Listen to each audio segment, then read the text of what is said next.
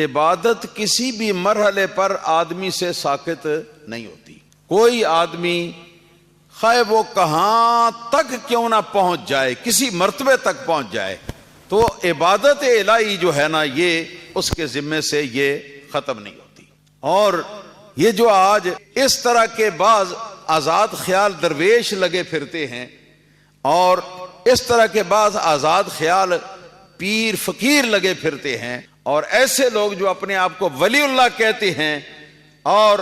نماز نہیں پڑھتے، اپنے لوگوں کو نماز پڑھنے کے لیے وہ پابند نہیں بناتے، اور جب ان سے پوچھا جائے کہ جی حضرت اذان ہو گئی ہے، نماز پڑھ لیں، نماز کا وقت ہو گیا ہے، تو وہ کہتی ہیں نماز تو ان لوگوں کے لیے ہے نا جن کو علم الیقین کا مرتبہ حاصل نہیں ہے. ہاں جی، ہمیں تو مرتبہ حاصل ہو گیا، اب